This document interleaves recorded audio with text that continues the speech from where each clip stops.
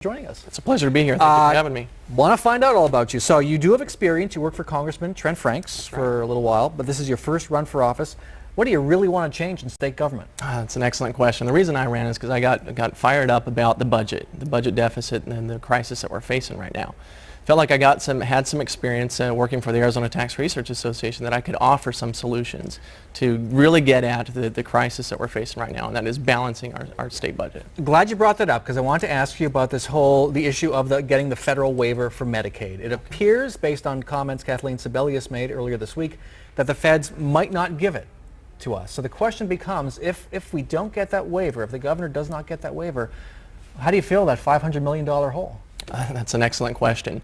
And the reality is that's why it is so important that we are as aggressive as we can be in attacking this budget deficit right now, so that we don't end up down the road in October with another $541 million hole in the budget, and we already have left some cuts on the table. We need to do everything that we can now so that we have as many options available to us at that time. So should that $500 million be cut now in anticipation of not getting the waiver?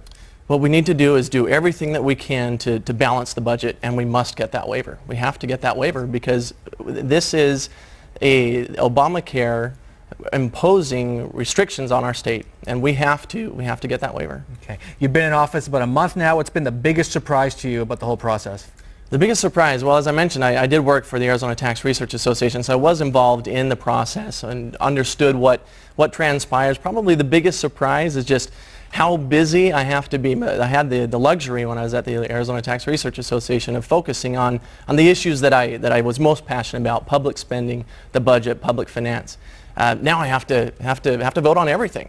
So I have to be much more devote time to a lot of issues. So just between us, do you really read all those bills? Absolutely. Word for word? You know, you have to do what you can to study each issue that is coming before us. I feel like it's a tremendous amount of trust that my constituents have placed in me, and I'm humbled by that trust. And I'm looking forward to giving them the due responsibility that it takes to put in that effort to read every bill. I know you're working with Speaker Adams on the pension overhaul. Is there one other bill you really want to pass this session? One other bill I really want to pass. Well, I've got a few bills out there that I'm hoping might offer some ideas for the budget. I've got a few that have gotten through committee so far.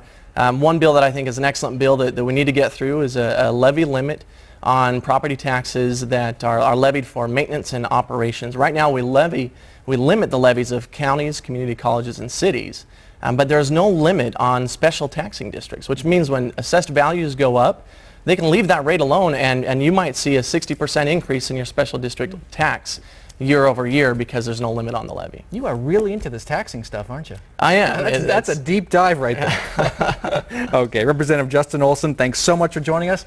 Have a great weekend. It's my pleasure. Thank you.